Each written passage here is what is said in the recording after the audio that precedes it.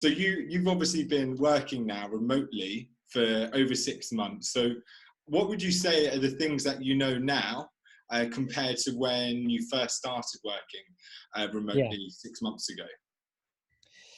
Yeah, I mean, I think that none of this stuff is particularly surprising, I'm sure, to a lot of the folks watching this video. I think that over communication is so important.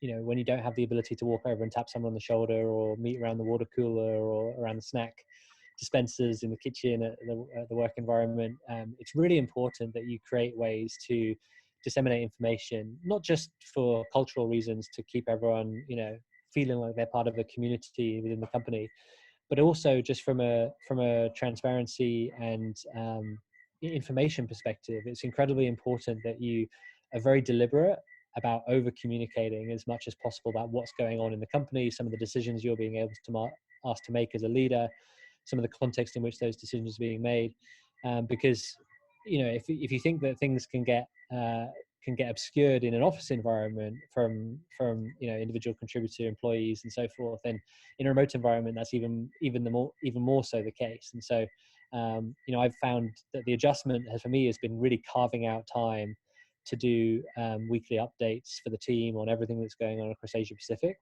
And I think that goes both ways as well. So, you know, particularly in APAC, but more broadly, just as being part of a remote company, it's really important that you publicize what you're doing, you know, what the team's achieving, how they've been behaving over the past week, and some of the things they've been focused on, some of the small wins and big wins that they've been realizing, because otherwise you get very disconnected very quickly. And I think it's just really important to over communicate.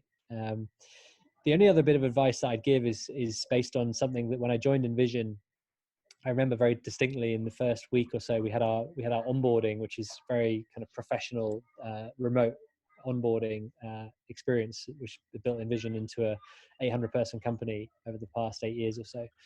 And one of the folks who was leading that onboarding basically told me, you know, with a fully remote environment, you need to be about 25% nicer than you think you need to be whenever you communicate. And that's always really stuck with me, because I always try and be mindful of the fact that written communication is never as, you know, warm and easy to read as when you speak to somebody and they can read your body language. And so you know, one of the things we use Slack here, and obviously email as well. And one of the things that's really stuck with me is just try and be 25% nicer than even I think I need to be.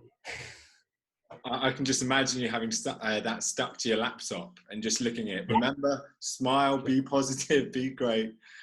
How did they onboard you? Because I'm assuming for a company that the whole workforce is remote, they must have a pretty good onboarding process. How did they do it for you? Yeah.